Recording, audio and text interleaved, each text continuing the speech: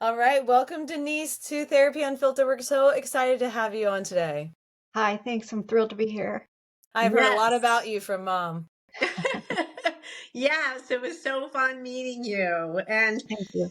yeah, the way we met was really pretty interesting, I thought, because you had seen me on the 90 Day Fiance series, me do the past life regression with Ed and Liz, and something clicked, and you said, I need to do that. That is exactly what I need. So you actually flew into town, which I loved, to do it in person because you were all the way across the United States. And as you flew into town, it was great. But I'd love to start before we talk about your book, Zen in High Heels. I'd love to start and just ask you, how was past life regression for you? Well, it was interesting. It's one thing I hadn't tried. I've been a seeker for pretty Mm. much my whole life. I've done a lot of different modalities, different therapies, different, always seeking more deeper truth. And I had sort of heard of that, but I didn't know anyone locally. And then when I saw that, I thought, let me look her up and see if she's like taking people, or if it's meant to be, it will happen, right? So Yeah. Totally. it just worked out very easily. You're readily available and found you, and you had a cancellation. And of course, I wanted to be Divine in timing. Florida, which I wish I was in Florida right now. I'm in the Midwest. I'm in a deep freeze in the Midwest. Oh gosh. So I'm always open. I've come a long way on my personal spiritual growth path, but I'm always open to, what's next and what's more, and always ready to receive more information. And so Mm. that's what I just thought it's something I hadn't done, and it just was not going to be closed off to what it might offer for me. Mhm. Yeah. What did you find in the regression?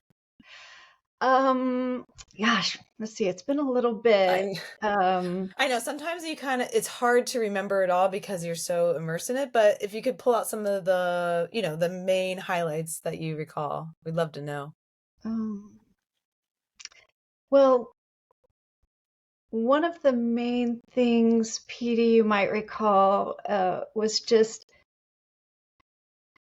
realizing that maybe in the past, or even if it's in my genes hereditarily, that different generation of me or my heritage didn't have the opportunities to express themselves and flourish in their lifetime. Mm. And so I felt this real, almost sadness, which explained my enthusiasm for this lifetime, which helped explain why I'm so hungry to live to the fullest, to not just be a bystander and let things pass me by, not just Mm. accept somebody else's path for me, but to figure it out and really make my impact, really figure out why my soul's here and do that work. So Mm. it kind of validated that, I guess I would say. And then they have, when we did like the elders or The The Council of it's between Elders. life. Yeah, your between life. Yeah. spiritual, it's like your spiritual guide people. Yes. Yeah. And that just also just was like a validation that you're not just going through this life alone, Yeah. and that Mm. there are, whether it's our loved ones that have passed on, or whether it's our angel guides or whoever, there's people that are rooting for us Yeah. spiritually and watching and hoping and just there for us. So I love Oh, that. Denise, you just have to share that special piece. I've, in all my thousands and thousands of past life regressions, have never had a client find this between lifetimes. When you say how many are cheering and rooting for you, tell Sarah what you mean by that. What do you mean, why they were rooting, or No, like, that what they were doing when you went between lifetimes. I mean, they were just woohooing, and like Like like in it a was like, stadium, like kind of like cheering on a team? yeah, but they were only maybe 6 or 10 or something. I don't know, but Yeah. I made a statement, which I'll keep private, but I made a statement of sort of what I want to do next, like my next step or something, and the Mm-hmm. whole section was like, "Woo, yeah!" They were so excited for And her. I've never had that happen. it made me Oh my laugh, God. and surprised me as well, because you're in this quiet, state, and it was like, "Woo, Yeah. yes, all right, Oh she's my on track." gosh. Is I that love so it. interesting? Yeah, I've never heard that. It's like Yeah.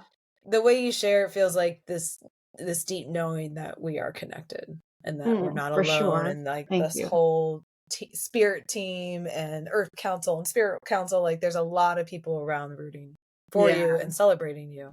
I love And it. sometimes, especially when you're on your spiritual path, you have that feeling of isolation or Yes. loneliness, or Yeah. you're having struggles with the people in your actual physical life connecting or getting something. Mhm. And so it does feel reassuring to know that there are actually people on the other side waiting for you, cheering for you, rooting you on, Yes. watching your moves, appreciating every time you take the more true step. There's Mm. people on the other side that are like, yes, it's laid out. They can see it. And they're just hoping that you will too. And we will if we take the time and look for it. Mhm. Yeah, absolutely. And actually, being able to validate a lot of, what you saw between lifetimes with the Council of Elders, absolutely being able to validate the soul lessons. So getting all those answers are just, it's like gold for people. It's like you come back and it's like, ha, yes, Mhm. I'm good. This is good. That validation is huge. So And that, I'm curious though with the name of your book, because Zen and High Heels, I just love the name. It's like, did you find Zen between lifetimes, would you say? well, I mean, that's hard to say because I've done so much work for so long that Mhm. I have a lot of Zen in my actual physical life now. Right. But I'm Mhm. saying between lifetimes, could you feel that same state of Zen? Oh, yeah, the whole hypnosis was pretty Zenful. Yeah. Hmm. Yeah. That's And, why I just think with the name of the book, it's just Uh, so interesting. Yeah. and Denise, I know you did the regression, I think it was like a couple months ago. Have you continue to have a felt sense or a connectedness to the other side sense, or any kind of messages pull through, or any kind of reconnection since the regression? um, just that sort of sense, that little like hug, that there's that little hug when I'm thinking about deep things or going through something, I feel that hug. It was just super reassuring that it's actually there, that they're actually Yeah. there. So I Yeah. think that has stayed with me, like just a little, it was like a little hug. Oh, I If I love need a Oh, it. hug, I'm like, oh, I know it's there. Beautiful. nurturing. Yeah. Hmm. Well, let's jump into it because before I met you in person, I didn't even know you had just published this new book. And it was all on these spiritual topics that you and I love to talk about and Sarah loves to talk about. So I'm like, oh my gosh, you have to be on our podcast. This is And this. I didn't know you had a podcast, and I I didn't have know. any anticipation of bringing the book up as part of your pre-check-in Yes, investigative series that you do, Petey. I know. I She left know. Oh. no stone unturned. So it came up, and then I found out about the podcast, and it's just a perfect mesh, and I'm just Mhm. thrilled. Yeah. Oh, good. Well, let's just jump into the book because the book is fabulous. So, yeah, who exactly is Zen and High Heels written for? Who would it benefit the Mm. most, Denise? Well, it's universal principles. So I do want to say, even though it says high heels, that I've gotten a lot of positive feedback from men who have read it as well. It Oh, applies it's great. universally. They sort of like the audiobook, I think, the most, so they're not carrying around the but like this. um, but you know, ideally, the two really ideal client for it would be someone who's just starting out on their spiritual growth path, who's like doesn't know where to begin. Maybe you've Mhm. gone to church and you're like, okay, but I want to do something like more or practical, or you go to yoga and you're like, I feel great in yoga class, but 2 hours later I don't. Yeah. So someone Mhm. who's kind of starting out and doesn't really know where to begin. This is great because it lays everything out very clearly and practically. And then also, I would say the person who has achieved a lot of success, who's taken the route that society says will make you interesting and worthy and happy. Yeah. And so you've got the car or the job, the education, maybe the marriage, maybe the house. And you're like, this just can't be it. This can't be Still all, feeling you know? unsatisfied. So it's for that person as well, like what is missing, you know? And even and like I say, even if you're going to church and you have a spiritual belief, that doesn't always translate practically. You know, you leave the service feeling great or the yoga class, and then you have an encounter with your mother-in-law or your teenager or your annoying neighbor, and it all goes out the window. Like, Yeah. so it's Yeah. not sustainable sometimes Yeah. when we're in real life. And so this book serves to bridge that gap between sort of what you know is true and what you hope is true and what you long to have in your life and what you've maybe had glimpses of, and the reality of the difficult and the complications of relationships and of your internal dialogue and of the way that you're experiencing stress and all these things. How do we combine those so you actually feel better, so your life feels better? Not that how it looks on the outside, but how does it feel on the inside? Yeah. And it serves to bridge that gap. So if you've got the career or you got the thing, like I say, you've got the worldly success, and you're just thinking there can't be another achievement that's going to do, like, I've worked so hard for so long, I've got the things I thought I wanted, like, what is the piece? So this will help you identify that. I love it. Well, I especially love how in the book my gosh, you give more tools than I have ever seen in one book. And you refer to all of the different trainings and books and protocols and where it comes from, which I think is so helpful for a new seeker as well as someone.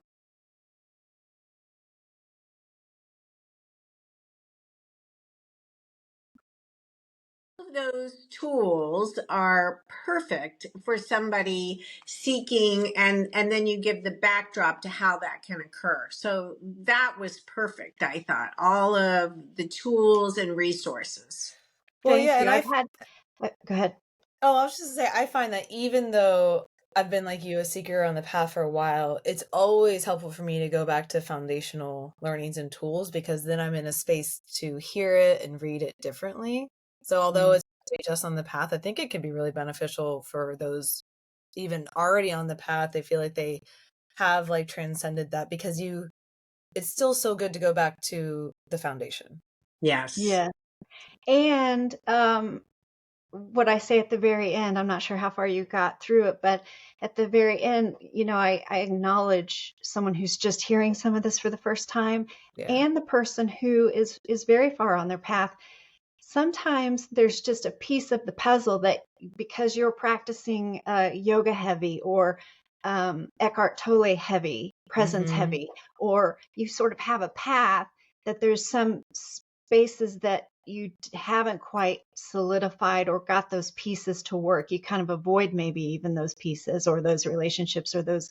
So this will, even if you're that far along, maybe it will give you the little piece of the puzzle to look at in a way that fits what you're doing and puts you even to the next level. So it's very good basic, and it's very good. Yeah. It can go as deep as you're ready to go. Mm-hmm. Yeah. And before we kind of launch into it, we want some of our listeners to hear a couple of your favorite tools. But before we go into that, I'd love for you to share your backstory of like how this book came to be and a little bit about you and how it got developed. Okay. And Petey, I appreciate what you said about so many concepts, that it covers so much ground, because I've had several people say, I just couldn't believe in this one little book how much, and it's broken down in such a way that if you've got the one component down pretty good, you can very easily reference the chapter that's specific to what you're working on. So I appreciate you saying that. Well, let's see, I've always been a seeker. I said that.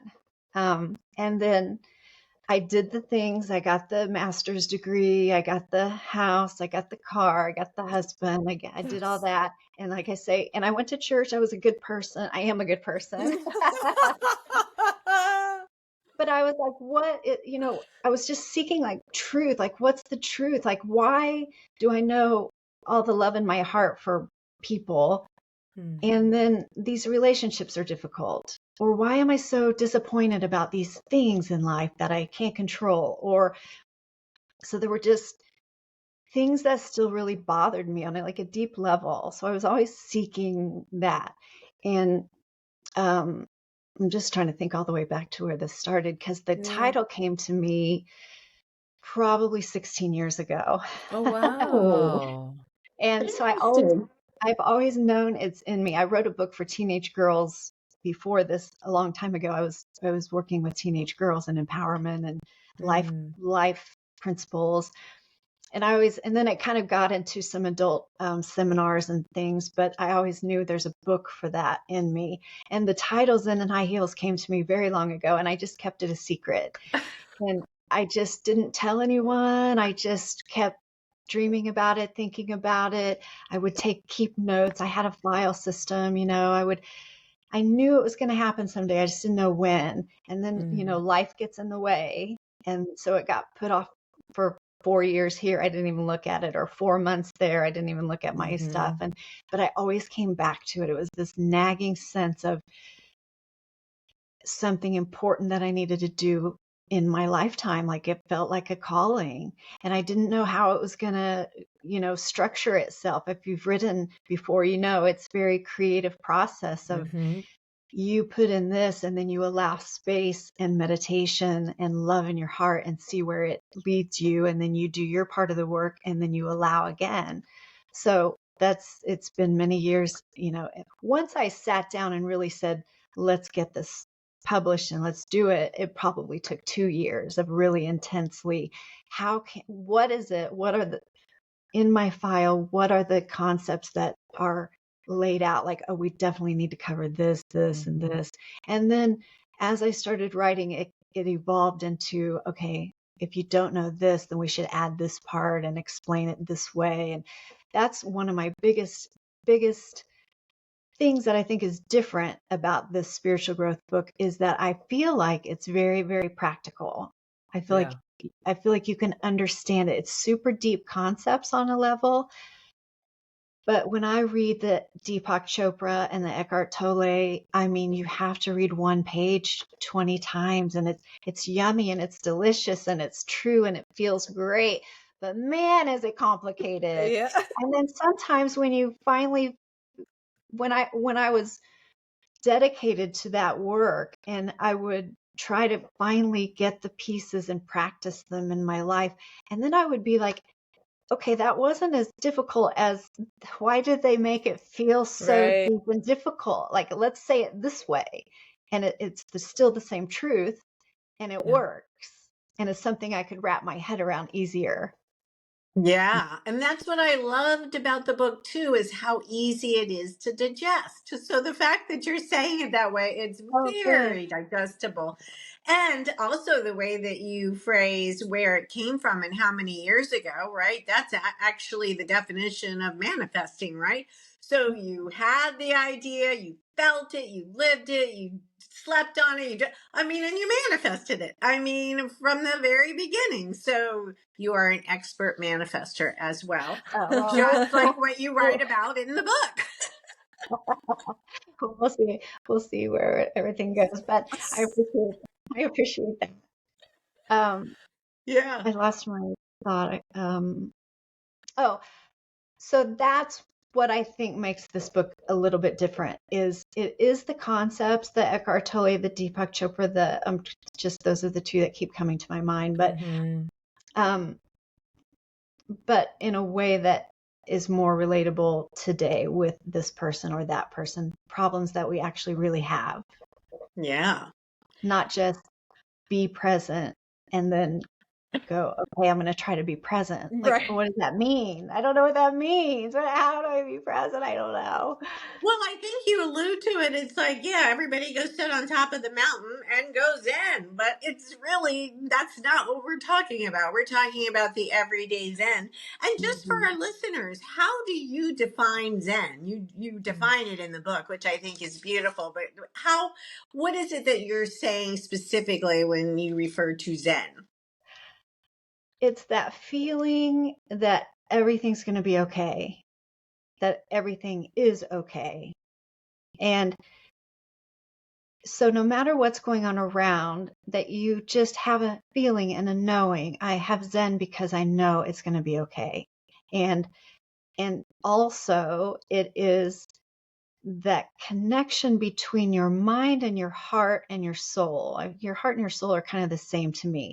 So it's cleaning that wire, keeping that connection clear so you have the Zen, because the Zen comes from your heart and your soul and being in alignment with that. So if you can do the practices that work for you, that keep that pipeline clean, keep that communication going, do a maintenance so that it doesn't get bogged down and clogged up, then you have that. I know not only is everything going to be okay, but everything really is okay, even though it doesn't look like it right now, even though I'm having this or that stress or this job issue or this health crisis.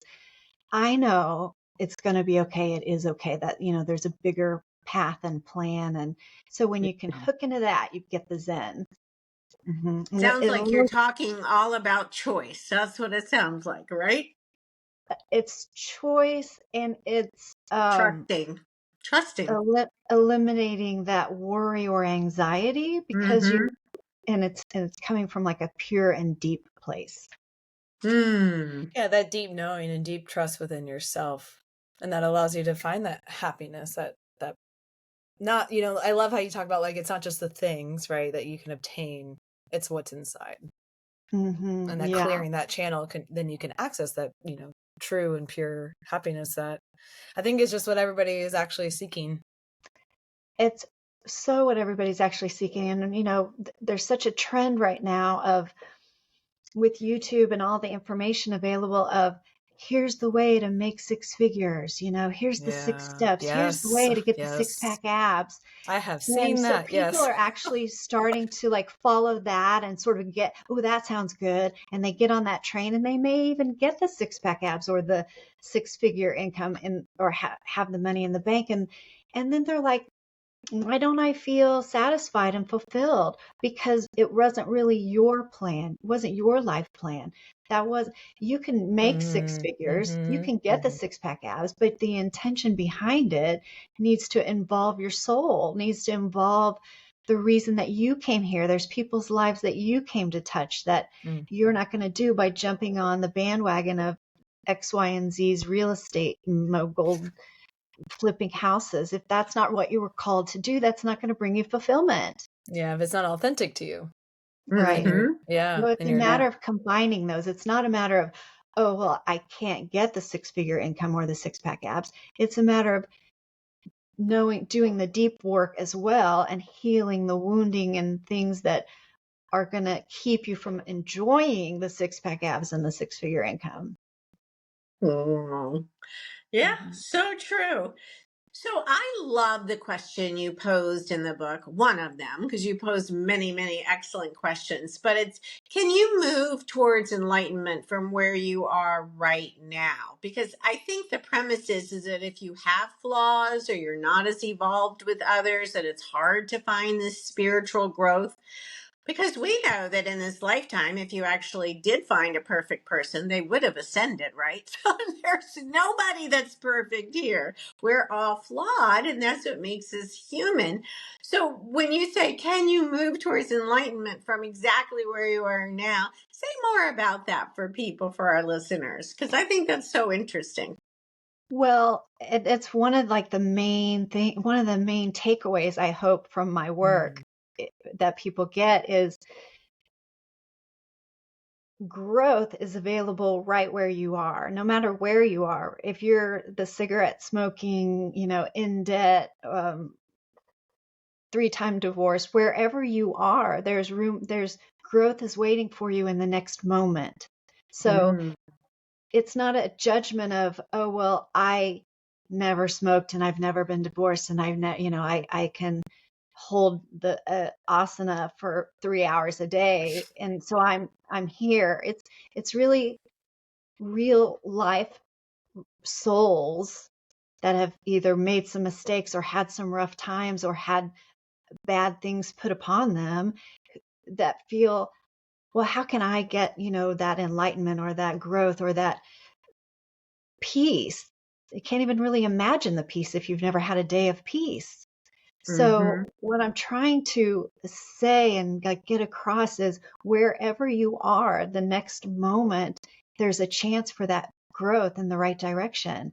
And so it doesn't have to be the big thing. We don't have to be overwhelmed with, well, I've already got, the kids and the social media and the dinners and the thing in the house and this and the laundry. And it can really just bring it all back down to you, where you are, how you feel, how you got here.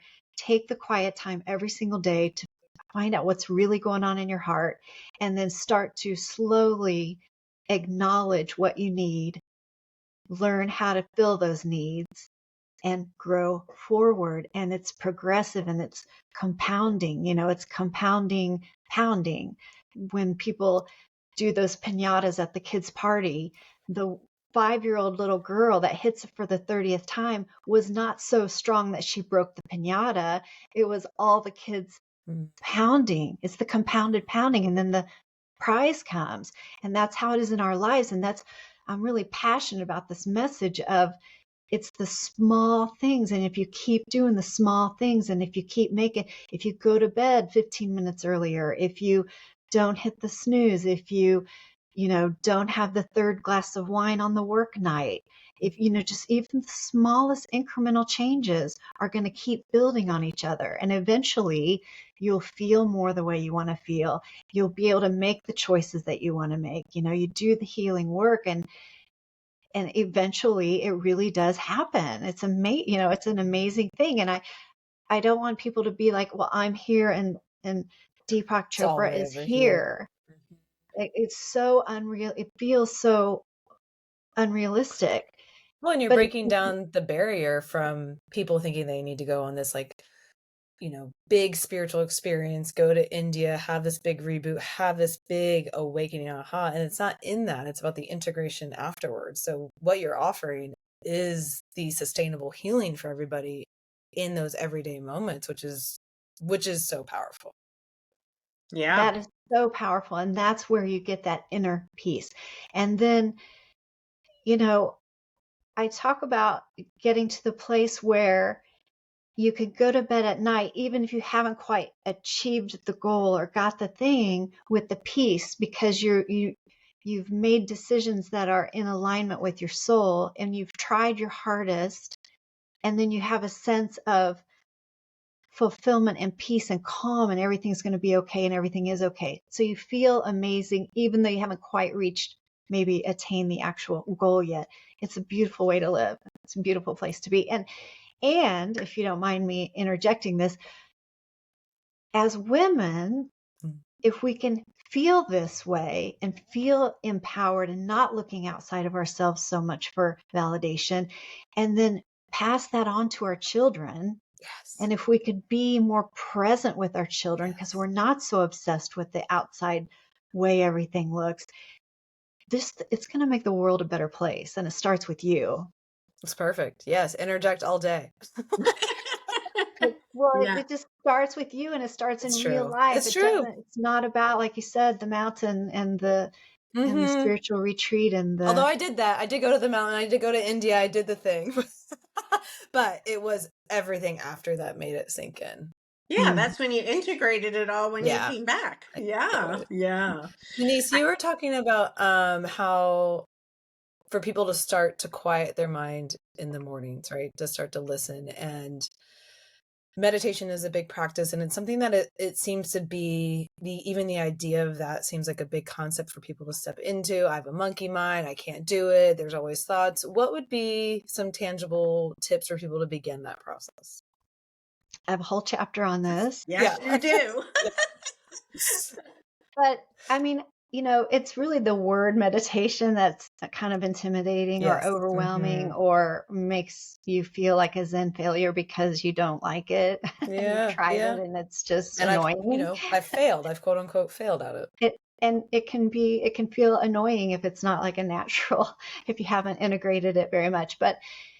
And you said specifically like, oh, in the morning to meditate. But actually, if you're really, really beginning, all we're saying is find the few minutes of quiet in your day. Because if you think about it, we wake up to music and we're getting ready with the radio on, or the news is on in the background, and we have breakfast and the news is on, or the music is on, or the podcast is on in the car on the drive to work. And then you're at work all day with people talking to you and reading things and ingesting, and then you pick up the kids from school on your way home, and then they're noisy, and then it's the dinner time, and maybe you got the news on again on the TV.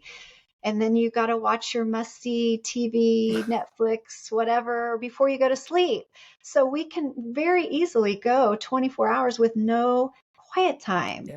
and not Inundated even with stuff. notice. And so what I'm suggesting is notice that. Start noticing how your day is falling together. Awareness is the first step. And then be like, what could I do that there's no noise around me, even if it's while I'm putting on my makeup? Like, I'm not going to turn on the morning news. Do I really need the morning news on? It's just a habit. But maybe I can make a choice, or maybe just half the time. Let's say I have it on for 20 minutes, maybe for 10 minutes, I don't have it on. So we can start really anywhere. Or if you're in the car by yourself on your commute, don't turn on the TV or the radio or the podcast. Don't put on the music. It's just a habit. So if we can start identifying little spaces that would be easy, that is a beginning of meditation. The principle being, you silence yourself enough to eventually figure out what's going on inside. And you cannot do that with noise around you and bombarding your senses. So I would suggest that you start there. You don't even have to think of it as meditation. You have to think of it as, I need to start with 10 minutes with no outside stimuli in my day. Where can I do that? And then you'll find that it makes a difference, and you kind of start craving that. And then it turns into 15 minutes, and then it turns into 30 minutes. And then you find you only watch the news once a week, or just you turn off the TV and you record your show so that you have 30 minutes before bed that's completely quiet, or that has some soft meditation music. And you start to notice, wow, I'm less reactive with my kids when I do this. Wow, I don't have to bite my husband's head off as easily now because I'm just allowing my nervous system to calm down every day. And then I'm thinking, as you get into it, and you start doing it regularly, then you start the deeper practice level 2, which I call meditation level 2, where now you've gotten used to the silence a little bit and you start inquiring, how do I feel? Why did that conversation with that person bother me so much? That's still bothering me. And then you start just feeling that. What am I feeling when I think of that interaction? And so it brings attention to circumstances and people and things that might need addressing that you were just kind of going numb, blind, accepting the annoyance of. And now you're like, oh, maybe I should have the conversation. What is the conversation I want to have? How do I really feel? I know I'm annoyed, but why am I annoyed? So you start to do the deeper questions. And when you start getting those answers is when your life changes. So good. I love the chapter on meditation. There's just so much helpful information on how to start, how to maintain, and how to continue. I mean, again, you give a wealth of information. And I think one of my other favorite chapters of yours was on gratitude. So I love the gratefulness because we all know that that just brings more. But you explain gratitude as the duct tape in your personal toolbox. Tell us what you mean by that. Okay. Um, I would say one little last thing on the meditation to flip over to gratitude. But when we were talking, Sarah, about sort of enlightened people and going back to the basics or whatever, Mm-hmm. even if you are the yogi or the meditation person, then when you read the information and start realizing, oh, I'm just using this to like quiet myself, but I haven't been asking those deep questions. Yeah. So you Yeah. could be a meditator someone who's meditated for years You do. Mm-hmm. and never really gone to the depth of the truth deeper inside by asking yourself the questions and that kind of awareness, as opposed to trying to just stay blank. So I was Mm-hmm. just going to add that it's for beginner, but also the advanced person can read The that and level start to 2, yeah. understand the deeper growth. Oh my gosh, the growth that occurs from that place is Well, and you start to have amazing. that conversation with your higher self, where those questions you get direct answers from intuition that can lead you to that growth. And that that's one of the biggest things I would say I learned in the last 20 years is Mm. I thought I knew myself. Who are you? I love to dance and I'm a daughter and, I was a wife and then I became a mom and I love Mexican food, or so I thought, yeah, I mean, I know who I am. I fit this mold that I think I am. And then as I've gone through all the growth, I've realized there was this whole part of me that wasn't even being expressed that I didn't even realize until I started doing that deeper level of meditation on a regular basis and really seeking those answers for myself. And then, and only then, can you truly, quote, love yourself, because there's that deeper part of you that needs you that you haven't been tending to unbeknownst to you. You're just going along as we all do. So I just didn't want to miss that No, it's nugget perfect. on meditation. Yeah. Yeah. And as far as okay, for gratitude, now it's kind of a buzzword. I feel like a lot of people are Mm-hmm. talking about gratitude lately, but I call it the duct tape because it can really help. And I give several examples, superficial, silly thing to the deepest, darkest moment of my father's passing, and I give these examples how gratitude can shift any scenario. So I know that a lot of people are talking and you need to be grateful and try to think of the grateful thought or, do your gratitude list. But also, as with meditation, I suggest the deeper. With gratitude, I suggest the deeper, like, yes, think of what you want to be grateful or what you are grateful for, your dog or your health or your family or your, job, and make your list of 10 things. And that's good because instead of complaining, you're doing that. But you can also go deeper with your Mm-hmm. gratitude. I think the example I give in the book is like, I can be grateful that my aunt made me a cake for my birthday. Oh, that I'm acknowledging, oh, I'm grateful that she made this. But then I can take a minute and think about the effort, the actually buying the ingredients or stirring the ingredients or putting it out in the pan and then pulling it out of the oven and waiting for it to cool and all the things that it takes to create what she gave me. And then I'm like, wow, not only am I thankful that I got this cake, but now I'm like really appreciating my aunt. Like, how neat is it that I have someone in my life that did all Mm. that for me rather than just being like, oh, I'm grateful I got, thank you for the cake. I can go, wow, man, my heart's like bursting with explosion of gratitude and love right now for my aunt Well, so much because more I specific and sensory and sensory. yeah, way more into the full body felt sense in that. So that's what will change your life. Mm. Gratitude's important. I love a gratitude list and all the things that are really popular right now. And Mm-hmm. I think that those are suggested as a way to complain less and stop focusing on the negative, because we focus on Mm-hmm. the what is, and what is right now is pretty crappy, and then we get in that loop. So gratitude helps with that, but also take it even deeper. Why are you grateful for this person or this thing or this event or this. Yeah, everything you're offering is like, it's the intro to it and then how to go deeper, right? It's a beautiful ride you can take in it. And so at each point you can enter a different, wherever you are, you're able to access the work.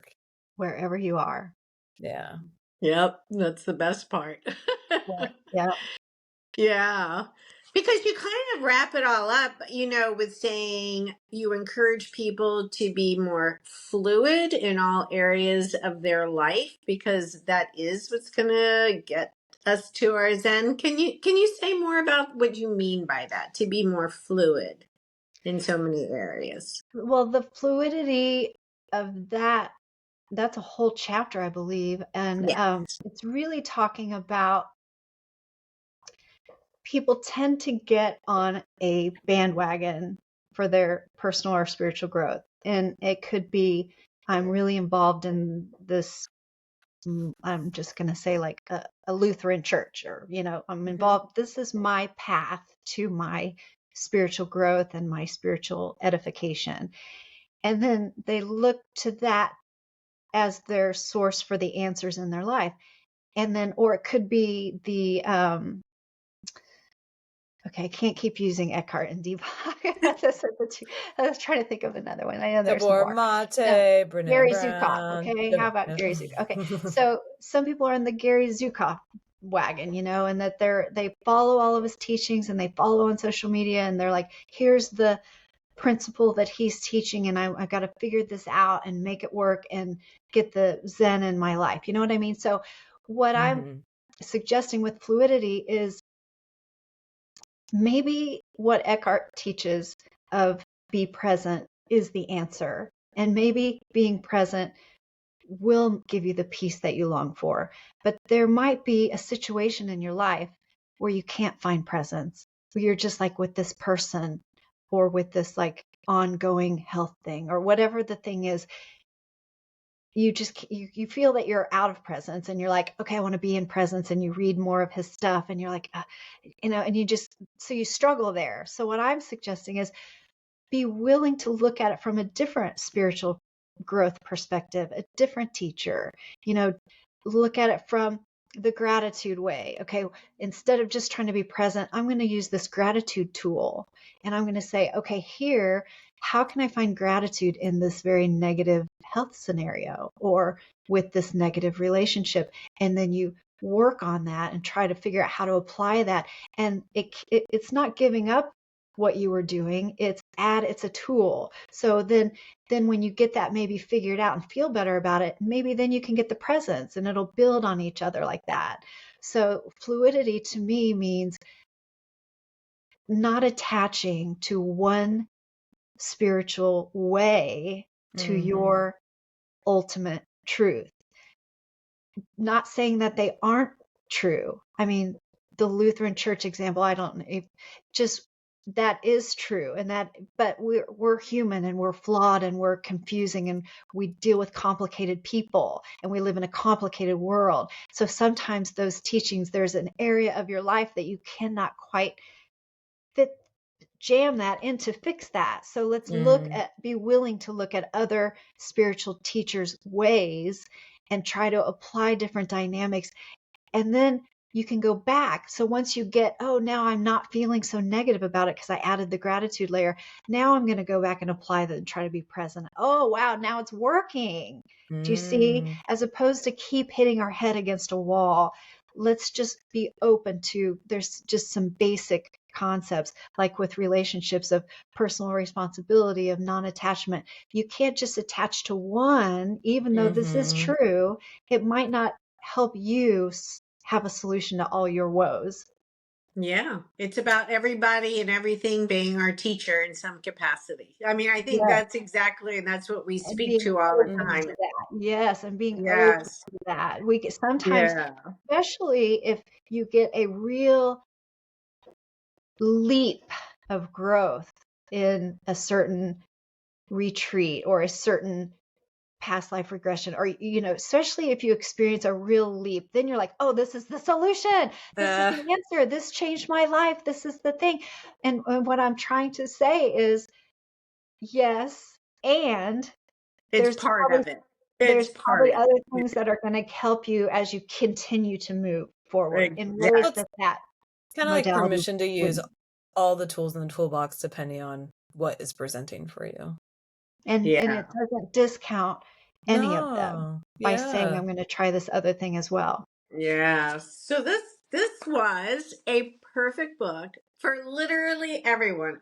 I mean, Oh, we all know I've been a spiritual seeker forever and teach it. I Mm-hmm. enjoyed reading it tremendously. Yeah. It was like somebody, cultivating and bringing all of the things together for our spiritual journey, which was lovely to read one. And for someone beginning or in the middle of the journey, equally appropriate. So I love that about your book. Yeah, and the So, questions just allow you to go deeper, even if you're yeah. already on your path. It's so many good tools and accessibility for people. What's thank you. ahead for you, Denise? What's your next move here? Ooh. Well, I just want to keep right now. It's only just now 6 months out. So Yeah. for the next little bit is um, promoting and getting it out there so that people can have it as a tool and have Mm-hmm. feel like they've got the girlfriend that's on their side, that's rooting for them. And I want them to know, like, I am you. Yeah. I had the things and the education and the things and but not the inner peace, and now I have the inner peace, and so I am you, and I understand, and I want us to grow together, and I'm still growing. We're on it together. So I'm just building a community on my social media and doing some talks and things in this podcast and just things to build a community. And I really really think if we'll do the individual work, we're going to make the world a better place. I I love love that. it. I love Thank it. you. Thank Thank you you. for all of your work and what you share with everybody. It's so helpful. And we will be sure to link to everything in the show notes so people can find you and join your community for sure. Thank you so much for having me. Yes, Yeah. because you're also offering our listeners a nice little treat because you do have a very active website. So we'll list that in the show notes and what treats that you're giving to our listeners. So we appreciate you for that as well. And to keep us, in the know about like if you're doing talk somewhere, because we would love to promote you on our social media as well, because all of this is just so good for everybody. I appreciate it, and I have a feeling maybe our paths will cross again. Yeah. I think so. I think there's even more of this book we could dive into. I Yeah. know for sure, a lot more chapters, and I'd love to get a picture of you reading the book, Petey. Oh, you Got got it. it.